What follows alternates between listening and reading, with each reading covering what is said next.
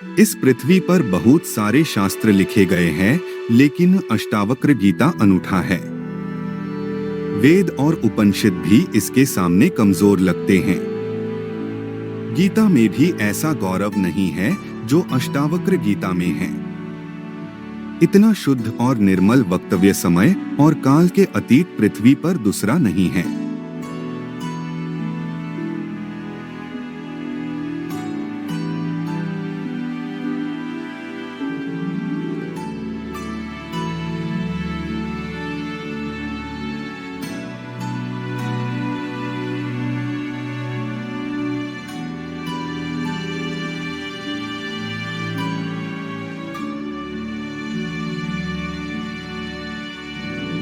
एक दिन ऐसा हुआ कि महर्षि कहोड़ वेद के किसी मंत्र का उच्चारण बता रहे थे।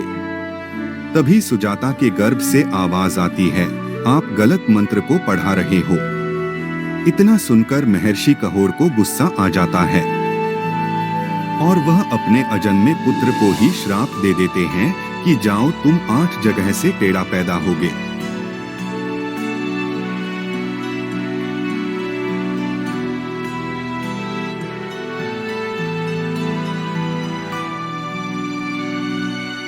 यह संवाद कहोड़ ऋषि के पुत्र अष्टावक्र और राजा जनक के बीच घटित हुआ।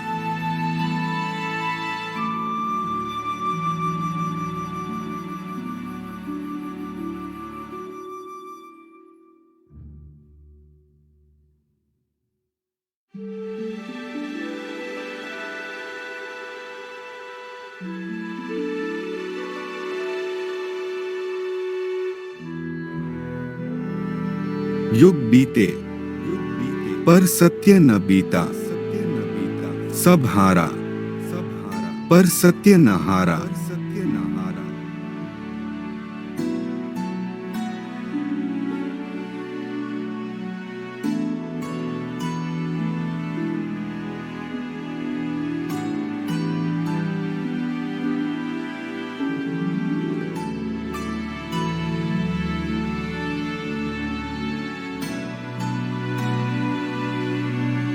जब जनक राजा के दरबार में विशाल शास्त्रार्थ रचा गया, तब महज अष्टावक्र 12 वर्ष के थे और उनके पिता वंदिन नामक पंडित से करीबन हार चुके थे। जनक राजा ने विजेता को बहुत बड़ा इनाम रखा था। जब अष्टावक्र अचानक से दरबार में पहुंचे तो सब पंडित उसका 8 अंगों से टेढ़ा मेढ़ा शरीर देख के हंसने लगे। अष्टावक्र भी हंसने लगा तो राजा ने कहा, तू क्यों हंस रहा है? तो उसने कहा, मैं इसलिए हंस रहा हूँ कि इन चमारों की सभा में सत्य का निर्णय कैसे हो रहा है। पूरे दरबार में ये सुन के सन्नाटा छा गया। सम्राट ने पूछा, तेरा मतलब? उसने कहा, इनको सिर्फ मेरी चमड़ी ही दिखाई पड़ती है, मैं दिखाई नहीं पड़ता। राजा जनक काफी प्रभावित थे ये सुन के।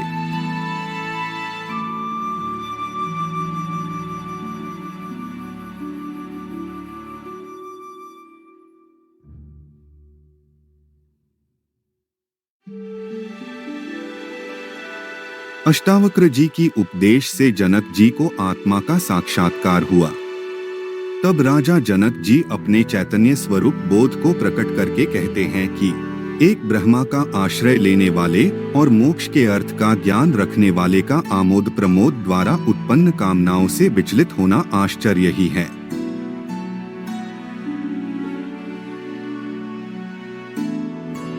अंत समय के निकट पहुंच चुके व्यक्ति का उत्पन्न ज्ञान के अमित्र काम की इच्छा रखना, जिसको धारण करने में वह अत्यंत अशक्त है, आश्चर्य ही है।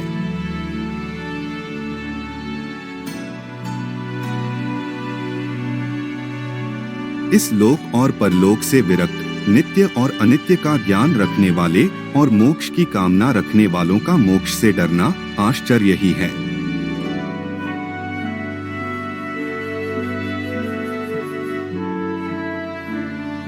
सदा केवल आत्मा का दर्शन करने वाले बुद्धिमान व्यक्ति भोजन कराने पर या पीड़ित करने पर न प्रसन्न होते हैं और न क्रोध ही करते हैं।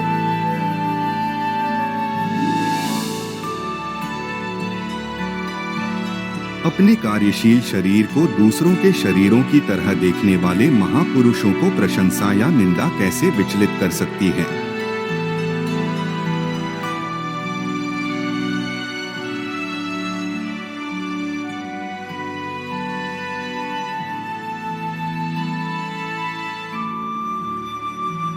समस्त जिज्ञासाओं से रहित इस विश्व को माया में कल्पित देखने वाले स्थिर प्रज्ञा वाले व्यक्ति को आसन्न मृत्यु भी कैसे भयभीत कर सकती है?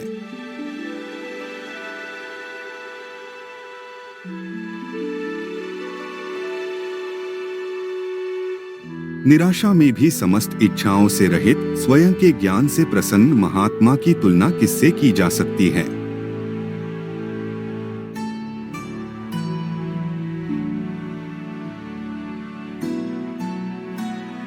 स्वभाव से ही विश्व को दृश्यमान जानो, इसका कुछ भी अस्तित्व नहीं है। यह ग्रहण करने योग्य है और यह त्यागने योग्य। देखने वाला स्थिर प्रज्ञायुक्त व्यक्ति क्या देखता है?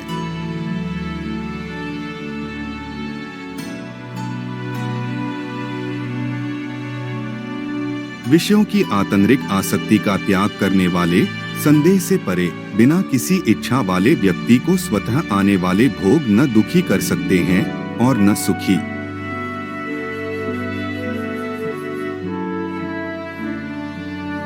जिस पद की इंद्र आदि सभी देवता इच्छा रखते हैं, उस पद में स्थित होकर भी योगी हर्ष नहीं करता है।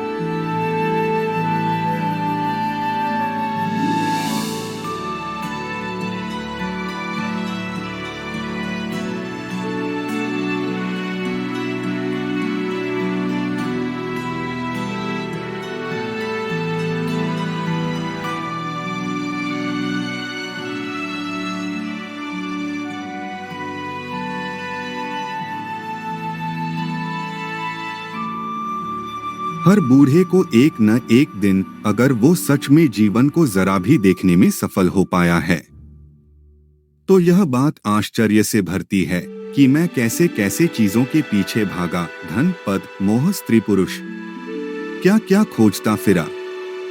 भरोसा नहीं आता कि ये सब मैंने खुद किया है।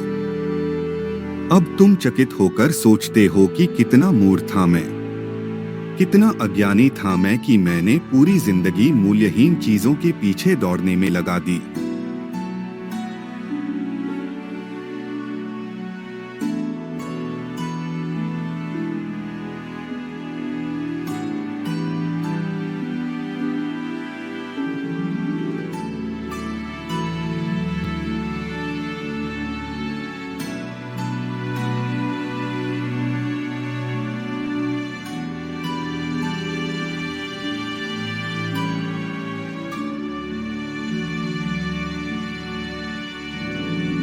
अगर आपको यह चैनल पसंद आया हो तो कृपया इसे सब्सक्राइब करें, शेयर करें और कमेंट करना ना भूलें। धन्यवाद।